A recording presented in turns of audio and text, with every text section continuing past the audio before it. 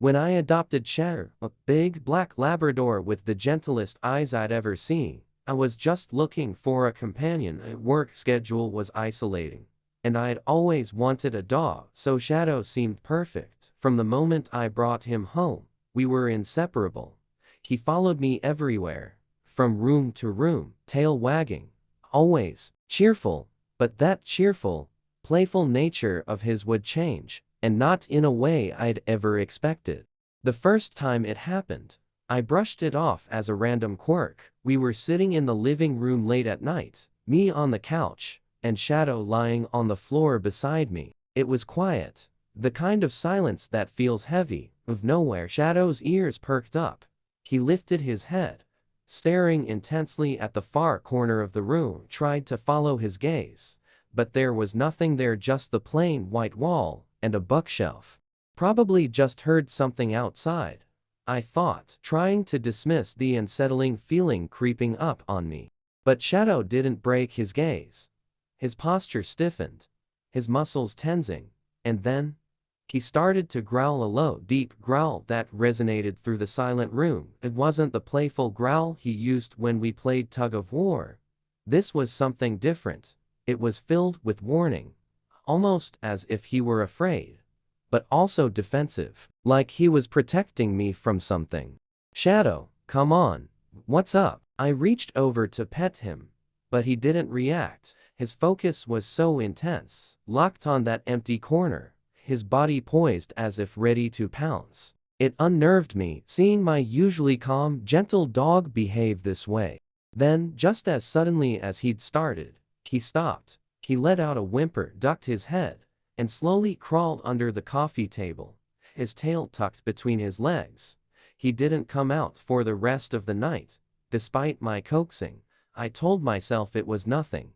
Maybe just a mouse or some faint noise outside that I couldn't hear. But deep down, something didn't feel right. A few days passed, and I'd all but forgotten the strange incident. But Shadow hadn't.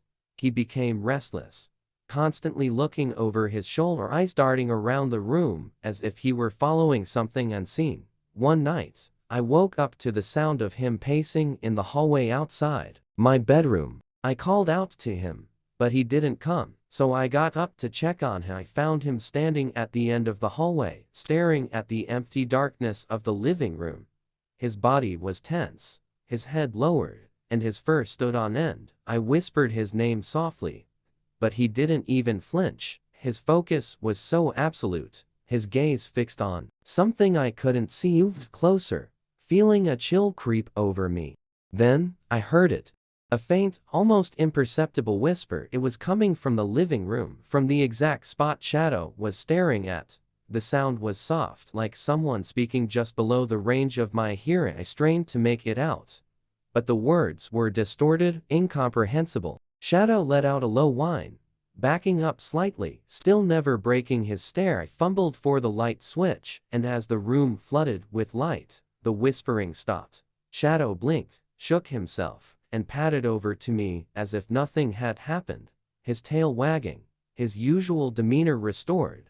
But I couldn't shake the feeling that we weren't alone. For the next few weeks, Shadow's strange behavior escalated. He would randomly freeze, staring into the same corner of the living room, sometimes for hours. At night, I'd catch him standing at the foot of my bed, staring at the wall as if something were lurking just beyond the edges of my vision. I started leaving lights on, hoping it would deter whatever he was seeing, but nothing seemed to change his behavior. One evening, decided to record. I set up my phone, leaving it on the coffee table as I pretended to read a book. Shadow was lying on the floor next to me, and after a few minutes, he lifted his head and started staring into that same corner. Pretended not to notice, letting him focus on whatever it was he saw. After a while, he started growling again, low and menacing. After about 20 minutes, I stopped the recording and played it back. As I watched the footage, my stomach twisted. There was a faint shadow in the corner of the room, barely visible, but there. It wasn't the shadow of any furniture or object in the room. It moved ever so slightly, And then, it seemed to vanish.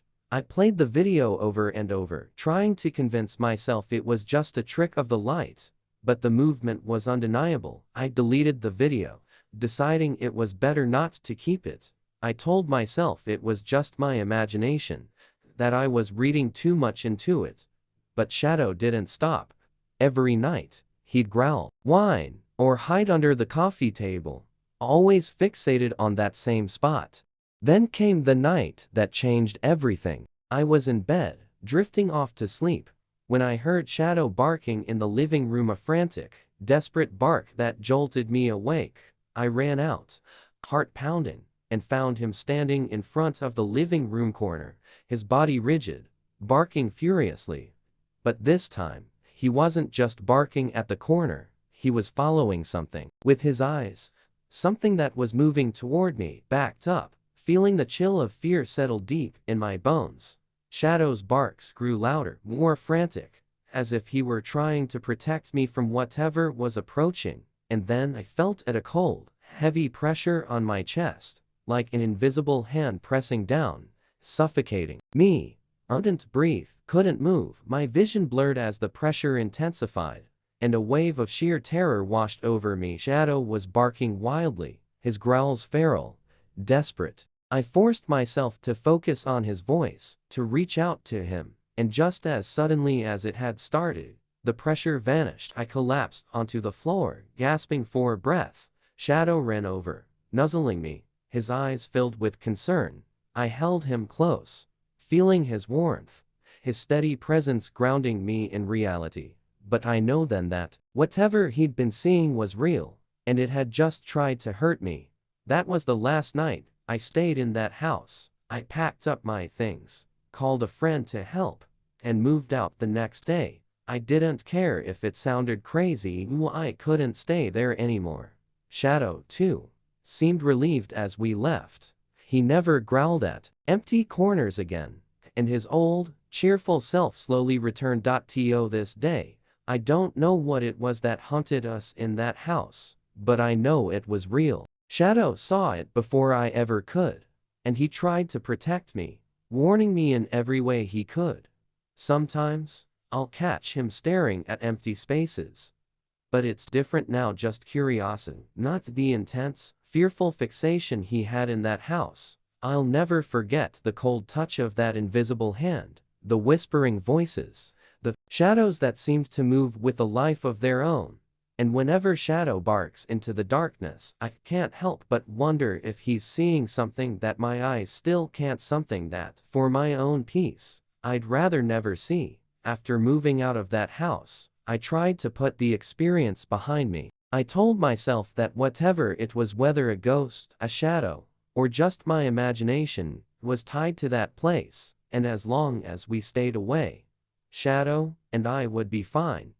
We moved into a small apartment across town, one with plenty of light and big windows, hoping that a fresh start would help us both heal. For a while, things were blissfully normal. Shadow seemed at ease in our new home, his tail wagging like it used to, his eyes bright and focused only on me and his toys. I began to feel like maybe I'd overreacted, that it was just an isolated experience tied to that strange, empty house. Weeks passed, then months, and with each day, the memory of those nights faded, becoming a story I could almost convince myself hadn't happened. Then, one night, everything changed. It was late, and I had just drifted off to sleep when I was startled awake by a faint, scratching noise. I lay in bed, holding my breath, listening. At first, I thought it might be a branch scraping against the window, or maybe a rodent in the walls. But as I listened, I realized the sound wasn't coming from outside or within the walls. It was coming from the bedroom door. Shadow was at the foot of the bed, and he was awake too. His head lifted, ears pricked up as he stared at the door. His gaze was unblinking, intense, and I could see his body slowly tense, every muscle coiled like he was preparing for something. Then, he let out a low growl, one that brought back memories of that night in the old house. The scratching grew louder, almost frantic, like nails clawing against wood. Shadow stood up, his hackles raised, and moved toward the door. Growling more deeply, my heart raced as I gripped the edge of the bed, trying to convince myself it was nothing, that maybe it was just an animal that had somehow gotten inside. But then, the scratching stopped, replaced by something else, a whisper. I couldn't make out the words, but the sound was unmistakable. That low, incomprehensible murmuring that I'd heard before. Back in the old house, it was the same eerie tone. The same faint, haunting quality that seemed to sink into my bones, chilling me from the inside out. I clutched Shadow, pulling him close as I whispered his name, hoping to calm him. But he was rigid, his eyes fixed on the door, his growling growing louder. I knew then that this wasn't over. Whatever had haunted us in that house had followed us here, and it was letting me know that it was far from finished. Over the next few weeks, the occurrences became more frequent, and each one more disturbing than the last. Shadow's behavior shifted from being alert and tense to visibly afraid. He would pace the apartment, his eyes constantly scanning the room, as if something were lurking in the shadows just out of sight. I could see the fear in his eyes, and it mirrored my own. One evening, I was sitting on the couch with Shadow curled up beside me when, out of nowhere, he bolted upright, his body stiff. He stared at a corner of the room, the same intense, unwavering stare he'd had back in the old house. His growl started low and deep, and I knew without looking that something was there, something I couldn't see but he could. I tried to calm him, to pull him back to me, but he wouldn't budge. He barked suddenly, a loud, furious bark that made me jump. It was as if he were defending us against something invisible, but undeniably real. The air around us felt colder, heavier, and in that moment, I could feel a presence, a dark, menacing force pressing down on us, filling the room with a suffocating tension. Then, just as suddenly as it began, Shadow stopped. He lowered his head, whimpering softly, and backed away, pressing himself against me as if seeking protection. I wrapped my arms around him, whispering softly, trying to reassure both of us. But inside, I was shaken to my core. I knew that this wasn't a mere haunting, it was something far darker. Something that wasn't going to let us go. Desperate, I began researching, trying to understand what was happening to us. I scoured forums, read articles, even went back to Reddit, hoping to find anyone who'd experienced something similar.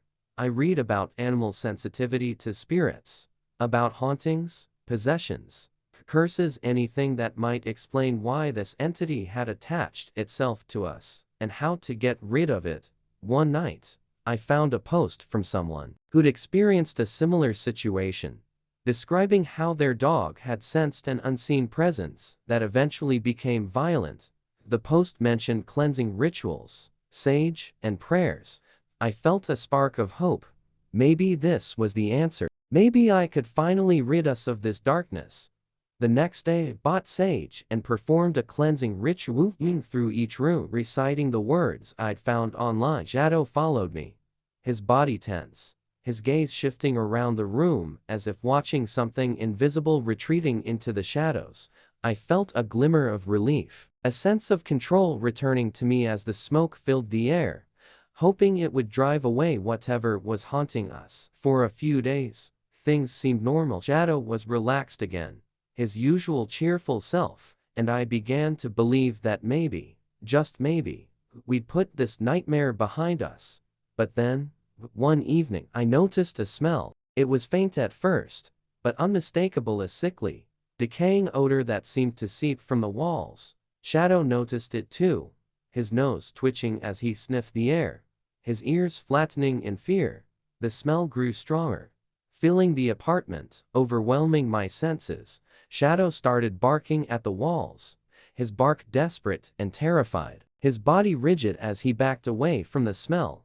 The temperature dropped, and I could feel that familiar, suffocating presence closing in on us again.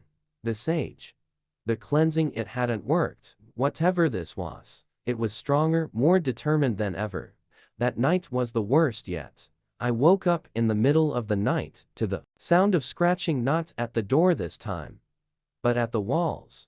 Coming from every direction, Shadow was whimpering beside me, his body trembling as he pressed himself against me. The scratching grew louder, more frantic, filling the room with a deafening noise that seemed to vibrate through my bones. And then, the whispers began.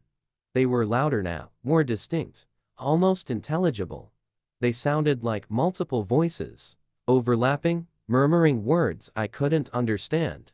Shadow's whimpers turned into terrified barks, his eyes wide with fear as he looked at me, pleading, as if begging me to make it stop.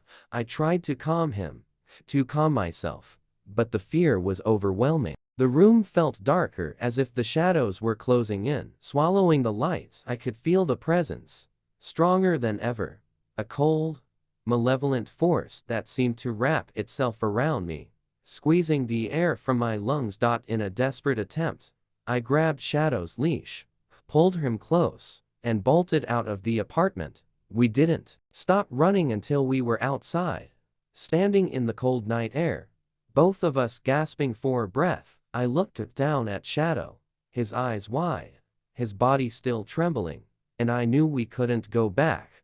Not tonight, maybe not ever. I ended up staying with a friend for a while, unable to face whatever was waiting for us in that apartment. Shadow slowly regained his composure, but there were still moments when he'd stare into empty spaces, his body tensing, as if he were seeing something I couldn't. It was a constant reminder that we weren't safe, that whatever had haunted us hadn't given up.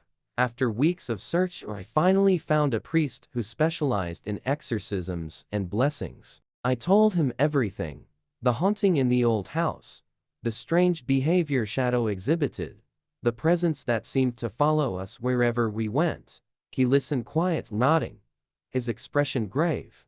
The priest came with us to the apartment, performing a ritual that filled the space with light and warmth, a stark contrast to the suffocating darkness that had settled there before. Shadow watched the entire ritual, his body relaxed, his tail wagging slightly as if sensing the change. For the first time in months, I felt a weight lift, a sense of peace I hadn't felt since we'd moved in. It's been several months since then, and things have returned to normal. Shadow no longer growls at empty spaces, no longer stares into corners with that fearful intensity. But every now and then, when the apartment is quiet and the lights are low, catch him watching the shadows. His ears pricked up, his body tense, as if waiting. I know the darkness isn't truly gone. It's lurking, waiting, biding its time. But for now, we have peace, and I'm grateful for every quiet night, every moment of calm. And I've learned to trust Shadow's instincts, because sometimes our pets see things we can't, things we're better off not seeing at all. Thank you for joining us on this chilling journey of paranormal encounters. If you've ever experienced anything eerie with your pets, share your story in the comments. We'd love to hear it. Don't forget to like, subscribe, and hit the notification bell for more unsettling stories of the unknown. Remember, sometimes our pets protect us from things we don't understand, so trust their instincts. Until next time, stay safe and keep an eye on the shadows.